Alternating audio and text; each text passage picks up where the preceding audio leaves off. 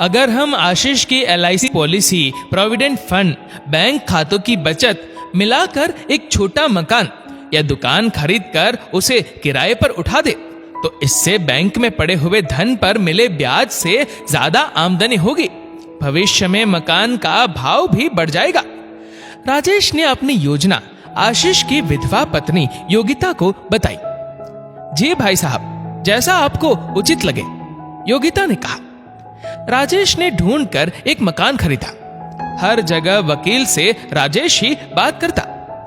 जहां जहां राजेश कहता, योगिता बिना किसी तर्क वितर्क के हस्ताक्षर कर देती। ऐसा नहीं था कि वह पढ़ी लिखी नहीं थी, उसको अपने भाई समान जेठ पर अत्यधिक विश्वास था, इसलिए उसने उन कागजों को पढ़ने की जरूरत नहीं समझी। अभी 6 महीने पहले 2 बच्चों की मां योगिता पर मानो कहर बरस पड़ा। उसकी बसी बसाई गृहस्थी उजड़ गई। योगिता का पति आशीष सुबह ऑफिस के लिए हंसते मुस्कुराते ये कहते हुए निकला कि शाम को जल्दी आऊंगा, तैयार रहना, हम शॉपिंग पर जाएंगे। आशीष तो नहीं आया, पर उसकी सड़क दुर्घटना में मौत की खबर आ गई। आशीष का परिवार अपने पुश्तैनी घर में अपने बड़े भाई राजेश के परिवार के साथ रहता था। योगिता और आशीष के 2 बच्चे थे। आशीष एक प्राइवेट कंपनी में जॉब करता था।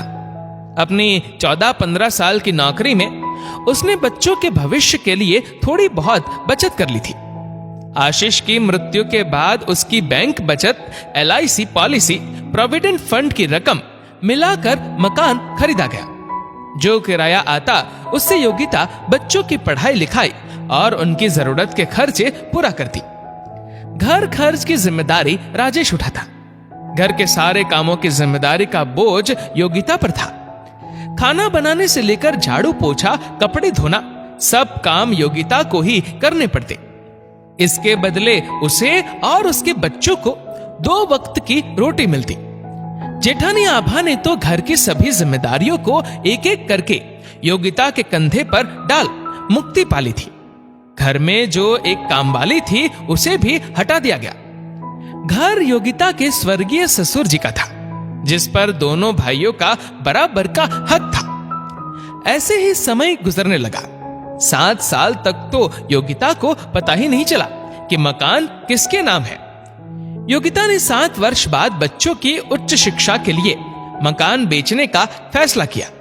उसे अपने बच्चों का भविष्य संवारना था।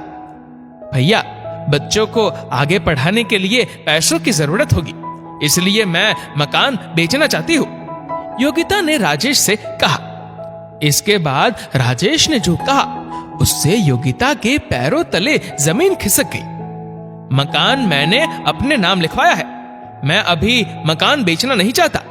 इतने सालों से तुम्हारी और तुम्हारे बच्चों की देखभाल कर रहा हूं। तुम लोगों को सामाजिक आर्थिक सुरक्षा दे रहा हूं। संरक्षक के अभाव में समाज में सम्मान के साथ जीना अकेली महिला के लिए मुश्किल होता है। मेरे रहते हुए तुम लोगों को किसी प्रकार की परेशानी नहीं झेलनी पड़ी। मकान पर मेरा हक तो बनता है, इसमें क्या बुराई है। हाँ, जब तक मैं मकान ना बेचूं, मकान के किराए पर तुम्हारा हक रहेगा, राजेश ने स्पष्ट रूप से कहा। योगिता ने लड़कर वक्त बर्बाद करना उचित नहीं समझा। उसका बेटा अपनी मेहनत और भगवान के आशीर्वाद से पहले ही प्रयास में सरकारी इंजीनियरिंग कॉलेज में प्रवेश प्राप्त करने में सफल हो जाता है। योगिता ने एजुकेशन लोन लिया और बच्चों को पढ़ाया। योगिता अचार पापड़ बनाने वाली फैक्ट्री में काम करने लगी। बेटा बेटी छोटे बच्चों को ट्यूशन पढ़ाकर मां को सहयोग करने लगे। योगिता के परिवार ने राजेश के परिवार से दूरी बना ली। बच्चे शिक्षित होकर लायक बन गए, अच्छा कमाने लगे। इधर राजेश की बेटी शादी के बाद ससुराल में जरा भी खुश नहीं थी। इतना दहेज देने के बाद भी ससुराल वालों द्वारा प्रताड़ित की जाती थी। राजेश के बेटा बहू भी आपस में निभा नहीं पाए और तलाक हो गया। राजेश की पत्नी बेटे और बेटी का दुख बर्दाश्त नहीं कर पाई और स्वर्ग सिधार गई। राजेश ने पैरालिसिस का मरीज होकर बिस्तर पकड़ लिया।